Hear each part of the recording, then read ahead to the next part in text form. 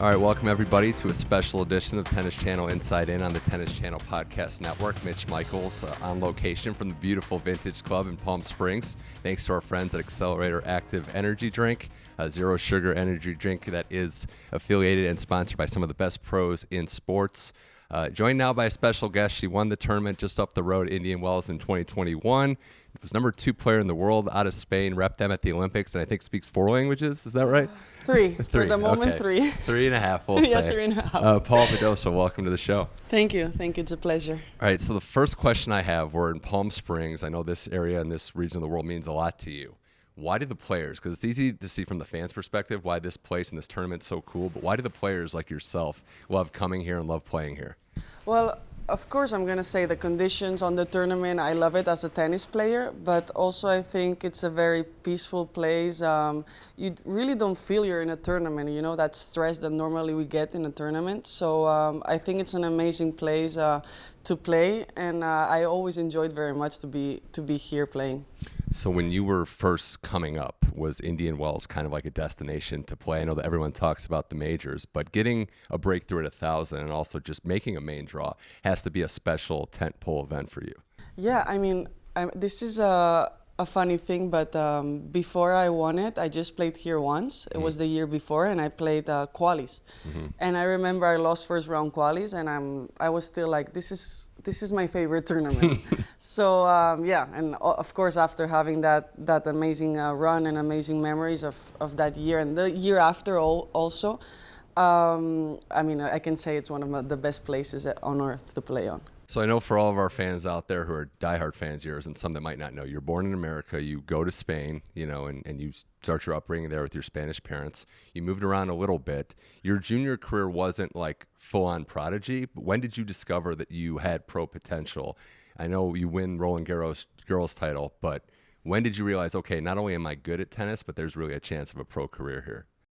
Well, since I started playing tennis when I was 7 years old. I already fell in love with this sport, and I remember saying to myself, I want to become pro. I didn't know where was my limit on that moment and where I was going to reach as a professional. But since the very beginning, I remember saying to my parents, I want to play this sport, and I will do anything that's on my hands to reach that. So you were one of those kids that was like, I'm going for the yes, pro goal. I love this sport. Yeah. I mean, I just enjoy the fact that just go to a court and to play tennis, you know? So yeah, I really love this sport. Did you have any issues with the commitment of maybe going away from home, or was that no problem for you to just devote your life to it as a kid? Yeah, I mean, my love for this sport is so big that I never had a big issue of doing these small efforts, you know?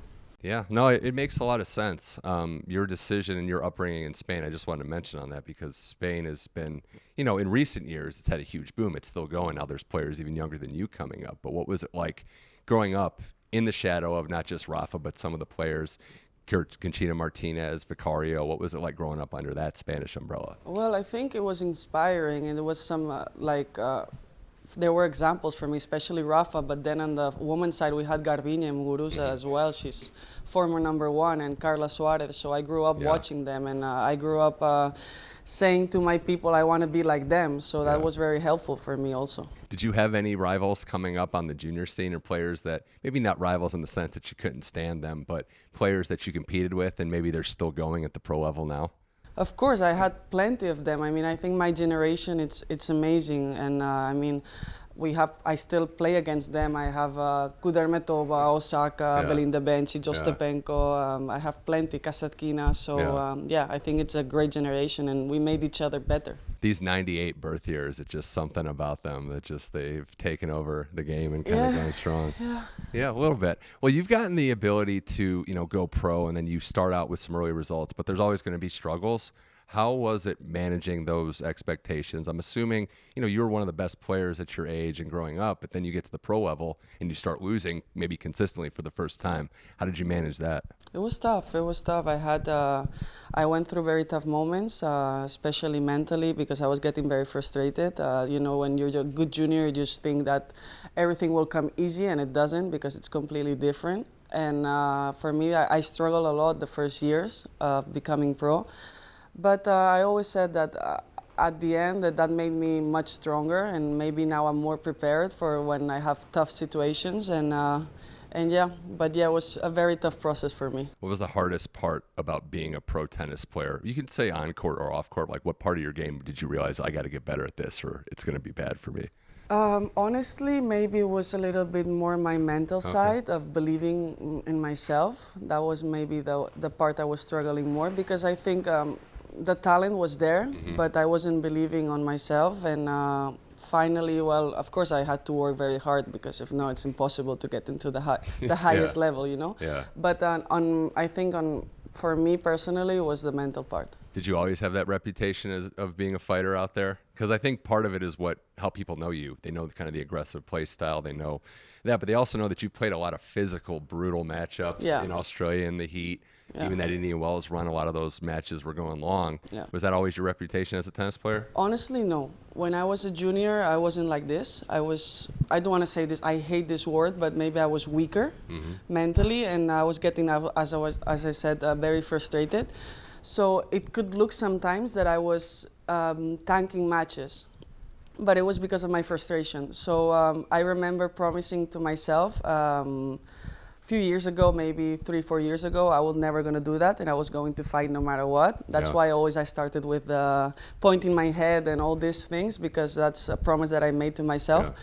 And I changed completely, and I love to hear that, because that's the reputation I want. And if one day I retire, I just want to people that remembers me as a fighter, you know.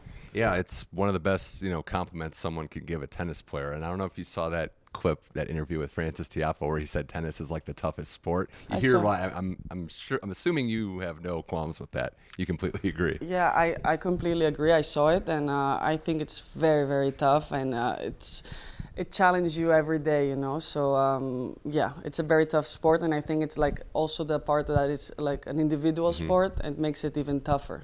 In 2021, before Indian Wells, even Roland Garros and Madrid, your hometown tournament, it really started to come together for you.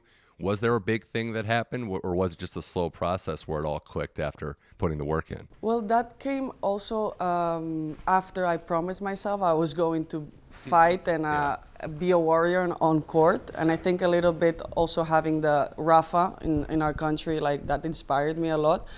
And I started that year, and I said, no matter how I feel, no matter how I feel that day, mentally, physically, or how I feel my tennis, I'm gonna be there. I'm gonna fight. And of course, I had maybe a changing moment in my career. That was when I won Ashley Barty, that she was #1 in the world. So then my head was and my mind was oh, I think if I won #1 in the world, maybe I can beat the other players, you know? Yeah, that was peak Ashley Barty too, #1, and then you had that run at Madrid, which there's probably a lot of pressure there. Obviously, it's great to have a home tournament. There's so many people that don't have that luxury, but you go out there, everyone's there to see you, and the good's good, but the bad can be equally bad if you don't deliver. Yeah, I agree, and especially in my case, that I'm very passionate and very emotional, so I feel the energy there a lot. I love it, but at the same time, I get really nervous when I play there. But it's a big challenge to play on our home country. But I try to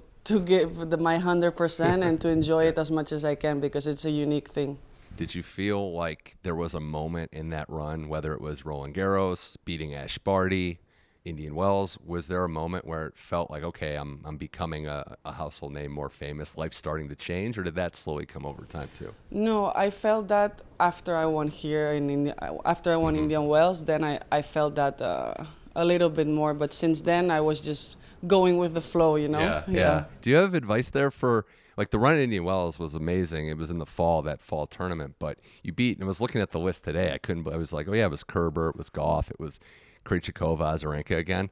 But the advice for players that you might have for avoiding the letdown, because we see so many players that were similar to your position, they're on the rise up, they get a huge win, but then the next match they don't have that energy. What would your advice be to kind of keep the course and keep that energy up? Well, when you're during a tournament, it's pretty tough, but I just try to focus a little bit on myself, not to think who I'm playing against, and And that helps me because if you start thinking, oh, I'm playing Angie Kerber, and then the next match I'm playing Coco Gauff, and then Victoria Azarenka and Ons Jabeur, of course, they're like top 10 level matches, so it's very, very tough. But I was just trying to focus on myself and what I had to do every match, and also trying to find after the matches time for myself and to disconnect, because it gets very intense during a tournament. So I think it's very important how you deal with that moments of disconnection also. So what are some of the disconnection hobbies that you have, other than obviously, drinking Accelerator Energy and then Spotify playlists, which we all found out last year during the French Open? Yeah. Well, especially in Indian Wells, my my moments maybe of disconnection, it sounds funny because I'm not really good at it, but I was going to play a little bit of golf. Oh, okay. So it was helping me disconnect. And of course, drinking Accelerator always helps, of course. It's just funny because there's a lot of tennis players that play golf, especially on the women's tour now, and they're getting ultra competitive too. So it's like you guys just can't shake being so competitive at whatever you do. Yeah, for me, I'm so competitive. Playing anything, like any games, I get really competitive, sometimes in a bad way. So yeah, I need to chill. We'll take your word for it on that one. More with Paula Badosa here on Tennis Channel Inside On, in at the Vintage Club with our friends from Accelerator Active Energy.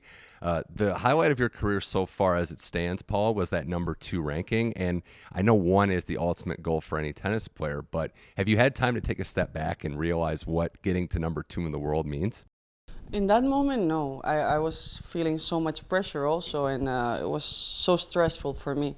But now that a year, 2 years passed, I value that a lot. And now after my injury, I had a lot of time to think about it. And of course, now I said, oh, I've been pretty good, Yeah.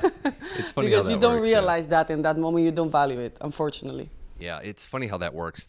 You guys are kind of what I call on the hamster wheel. There's tournaments every week, and there's opportunity to play. You never really get to savor in the moment of a big tournament or a big result.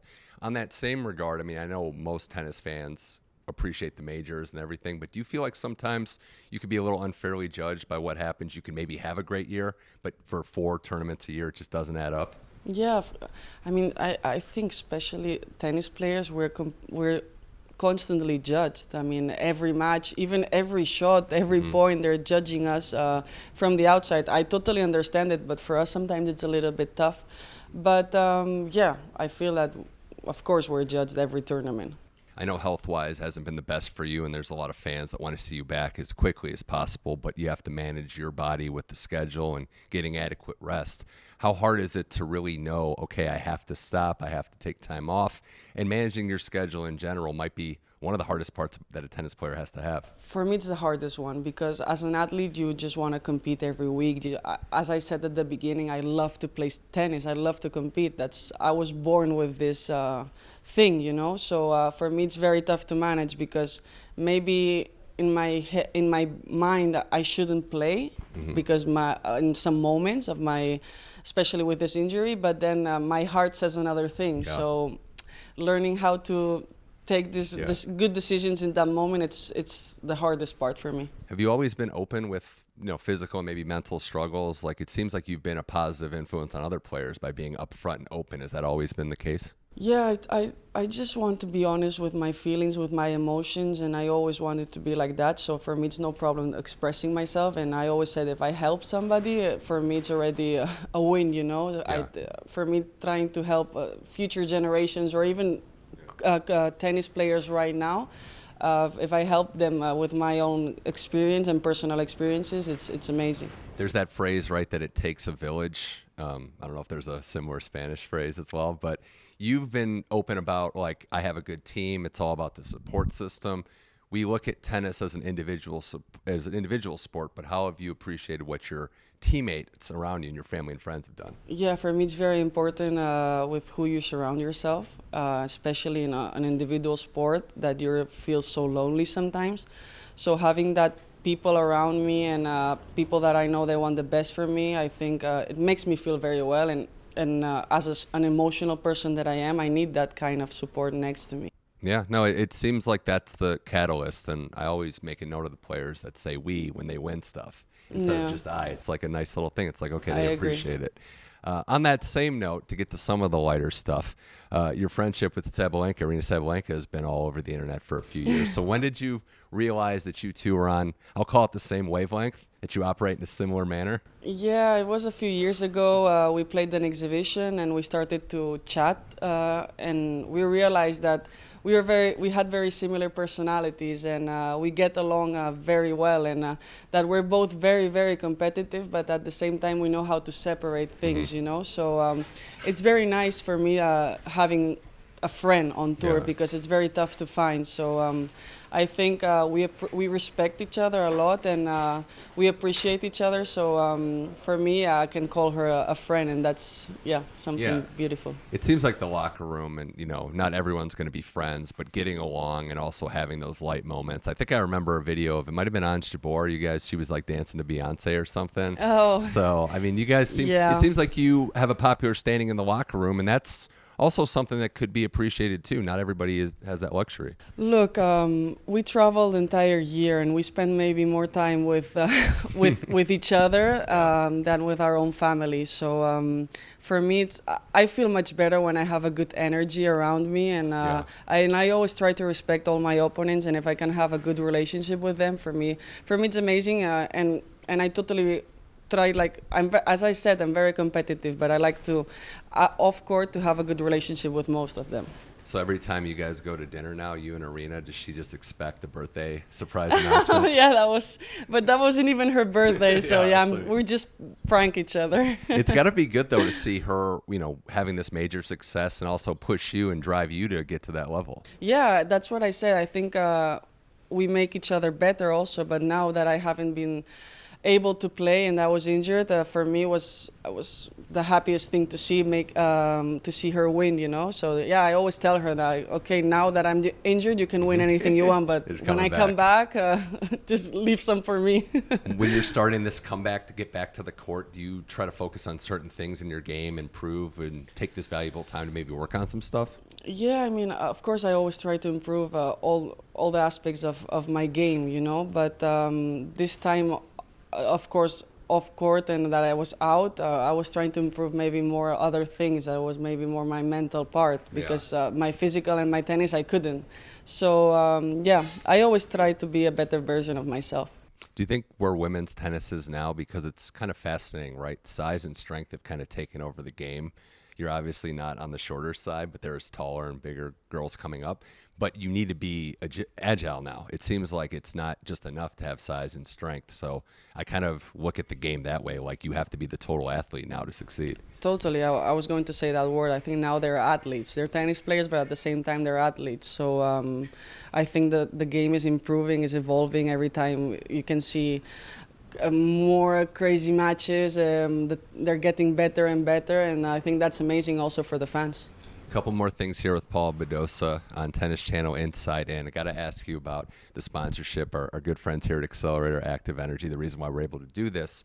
I told a couple people here beforehand that I'm new to the energy drink game. It is kind of crowded, but this one stood out for the reason that there is zero sugar, and it seems like that roster of athletes has really bought into it. What is it about this product that really gets it, for a tennis player, makes it an essential thing? Well, for me, sponsorships, I wouldn't align to a brand that I don't believe in, and I think Accelerator, it's like suits me totally. And what you said about zero sugars, I think that's very important for an athlete. So I'm really proud of being the ambassador of this brand, and as I said, I drink it, and it gives me so much energy. So that's very important also. It's a crowded market, and you have to stand out, which clearly Accelerator does. Do you have a flavor recommendation? Yeah, my favorite is the peach one. Peach, okay. Yeah, all right. I recommend you that one. Is there anybody, I don't know if there's any overlap, but on that roster I mentioned it's stacked. I mean, you pretty much have the tennis corner, but I don't know if anybody else you could see even swinging a racket, whether it's Travis Kelce or Olivia Dunn or any of these other Accelerator energy. Why not? We can try that, maybe. Just cross-sport challenge, get everybody out here. That could be fun. No, and it makes sense too, because you're having you would get a lot of sponsorship opportunities that you're not just going to take every single one. Yeah, that's why with them I feel very comfortable, and as I said, I think the brand suits me, and I enjoy it every time I'm with them also, so I think that's important. Yeah, the shootout there was pretty good. I can't wait to see the final product. There's Yeah, been me a couple too. wardrobe changes. It looked like everyone was having fun here at the Vintage Club. Well, I mean, we're about to wrap this up. I should say we have a guest here, too, that I was going to ask you about. You know, you guys became the tennis couple last year under our noses, but how has it been having someone like Mr. Tsitsipas over here to be a companion in this world of being a tennis player? Yeah, I mean, for me, it's amazing. Of course, having him maybe here today with me, supporting me, and spending time with him. But it's not only that. Since we started our relationship, all the support I get from him, and also having somebody that does the same thing as me, like I think he empathizes with everything, and of course we met in a moment that for me was really tough because it was the injury, but he's always been there for me, and as I always say, maybe it sounds cliche, but he inspires me also, so I learn a lot from him since on and off court, you know, because I think he's a great example, and sharing moments and sharing my personal life with him, it's something very, very nice. You know, you do live a life, and I know you realize this, that a lot of people would love to have. Having said that, they don't really know what it takes to be a tennis player. They might see the tournament wins and they might see the triumphs and even the sponsorships, but you're living life on the road a lot. There's a lot of struggles. There's the mental. So I see where you're saying where it can be lonely with friends and with, you know, a boyfriend in this case, that you have somebody and some people to share it with. Yeah, and that's why I'm super happy to share the life with him also, because as I said, we can spend more moments together because we can also be in tournaments together, and of course I make my agenda work to be spend more time with him, but yeah, it's amazing to be with him, of course. Okay, well, before I let you go, and you can answer this as like the single person of yourself or as a couple or with your friends, but other outside interests, other things people might not know about Paula Badosa, what she's interested in that isn't available on the internet, the hidden gems. Yeah, I mean, I think this, you all know, I like the fashion world. My family comes from there. I like spending, I'm a very family person also. I like to spend time with them.